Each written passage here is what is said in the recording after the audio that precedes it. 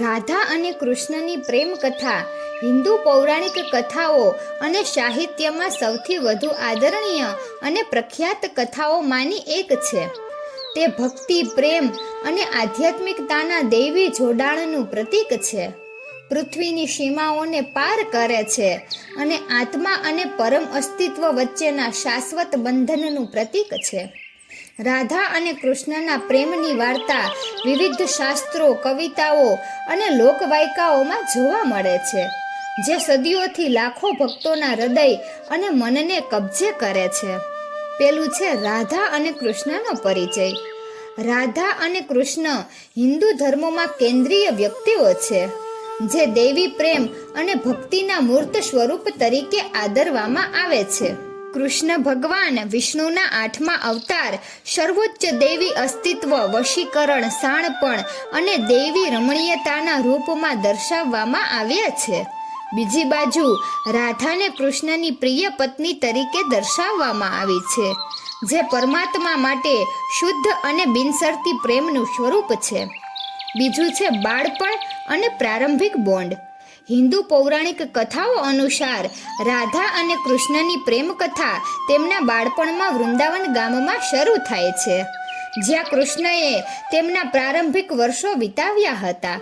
રાધા વૃષભાનુ અને કીર્તિદાની પુત્રી, તેણીની અજોડ સુંદરતા, નિર્દોષતા અને કૃષ્ણ પ્રત્યેની ભક્તિ માટે જાણીતી હતી. નાનપણથી જ રાધા અને કૃષ્ણએ મૈત્રી અને સ્નેહનું એક વિશેષ બંધન વહેંચ્યું હતું. વૃંદાવનના જંગલોના રમણીય વાતાવરણમાં રમતિયાળ હરકતો, ગાયન અને નૃત્યમાં જોડાયા હતા. ત્રીજું છે દિવ્ય લીલાઓ અને રાસલીલા. જેમ જેમ કૃષ્ણ મોટા થયા તેમ તેમના દૈવી કાર્યો અને ચમત્કારિક પરાક્રમોએ રાધા અને ગોપીઓ સહિત વૃંદાવનના રહેવાસીઓના હૃદયને કબજે કર્યું. આ લીલાઓમાં સૌથી વધુ પ્રિય રાસલીલા છે, જ્યાં કૃષ્ણે યમુના નદીના કિનારે રાધા અને ગોપીઓ સાથે પ્રેમનું મોહક નૃત્ય કર્યું હતું. આ દૈવી નૃત્ય સર્વોચ્ચ સાથે આત્માના અંતિમ જોડાણનું પ્રતીક છે, જ્યાં રાધા અને ગોપીઓએ કૃષ્ણ સાથે આનંદપૂર્ણ સંવાદની સ્થિતિનો અનુભવ કર્યો હતો. ચોથું છે વિભાજન અને લંબાઈ. તેમના ઊંડો પ્રેમ અને આધ્યાત્મિક જોડાણ હોવા છતાં રાધા અને કૃષ્ણનો સંબંધ અલગતા અને ઝંખનાની ક્ષણો દ્વારા ચિહ્નિત થયેલ હતો. વિશ્વના તારણહાર તરીકે તેમના દૈવી મિશનને પૂર્ણ કરવા માટે કૃષ્ણના વૃંદાવનથી મથુરા જવાથી રાધાનું હૃદય તૂટી ગયું અને તેમની હાજરી માટે ઝંખના થઈ. અલગ થવાથી રાધાના કૃષ્ણ પ્રત્યેના પ્રેમ અને ભક્તિમાં તીવ્ર વધારો થયો, કારણ કે તેણી તેના પરત ફરવા માટે ઉત્સુક હતી અને તેની સાથે ફરી જોડાવા માટે ઉત્સુક હતી. પાંચમું છે પ્રેમનું શાશ્વત બંધન. જોકે રાધા અને કૃષ્ણની પ્રેમ કથાને ઘણીવાર અલગતા અને ઝંખના તરીકે દર્શાવવામાં આવે છે, તે ભક્ત અને પરમાત્મા વચ્ચેના પ્રેમના શાશ્વત બંધનને પણ મૂર્તિમંત કરે છે. રાધાની અતૂટ ભક્તિ અને કૃષ્ણ પ્રત્યેનો નિઃસ્વાર્થ પ્રેમ ભક્તો માટે પરમાત્મા માટે શુદ્ધ અને બિનશરતી પ્રેમ કેળવવા માટે પ્રેરણારૂપ છે. તેમનો પ્રેમ દુન્યવી સંબંધોની મર્યાદાને પાર કરે છે અને આધ્યાત્મિક સંઘના ઉચ્ચતમ સ્વરૂપને પ્રાપ્ત કરે છે, જ્યાં આત્મા પરમાત્મા સાથે ભળી જાય છે. છઠ્ઠું છે પ્રતીકવાદ અને રૂપક. રાધા અને કૃષ્ણની પ્રેમ કથા પ્રતીકવાદ અને રૂપકથી સમૃદ્ધ છે, જે ગહન આધ્યાત્મિક સત્યો અને ઉપદેશોને પ્રતિબિંબિત કરે છે. રાધા વ્યક્તિગત આત્માનું પ્રતીક છે, જ્યારે કૃષ્ણ પરમ આત્મા અથવા અંતિમ વાસ્તવિકતાનું પ્રતિનિધિત્વ કરે છે.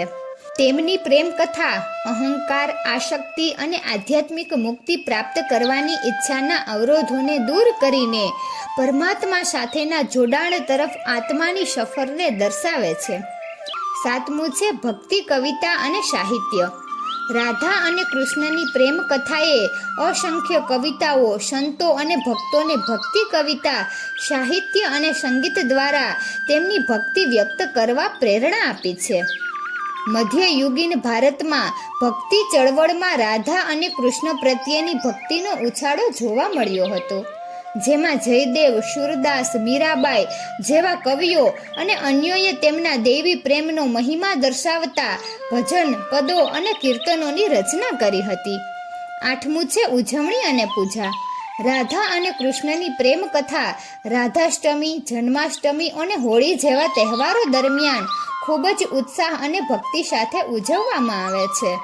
ભક્તો તેમની દૈવી પ્રેમને માન આપવા અને આધ્યાત્મિક જ્ઞાન અને દૈવી કૃપા માટે તેમના આશીર્વાદ મેળવવા પ્રાર્થના કરે છે, ભજન ગાય છે અને ભક્તિમય વિધિ કરે છે.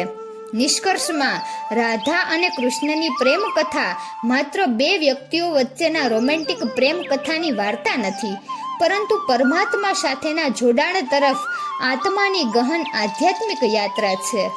તે દૈવી પ્રેમ, ભક્તિ અને શરણાગતિના સારને મૂર્તિમંત કરે છે, જે ભક્તોને પરમાત્મા માટે શુદ્ધ અને નિસ્વાર્થ પ્રેમ કેળવવા માટે પ્રેરણા આપે છે.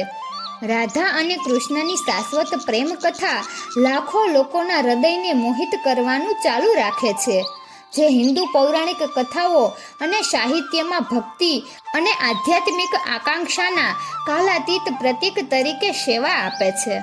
તો મિત્રો, તમને આ વિડીયો કેવો લાગ્યો જરૂરથી કમેન્ટ કરજો. જો સારો લાગ્યો હોય તો વિડીયોને લાઈક અને શેર કરજો અને અમારી ચેનલને જરૂરથી સબસ્ક્રાઈબ કરજો. વિડીયો અંત સુધી જોવા બદલ ખૂબ ખૂબ આભાર. રાધે રાધે.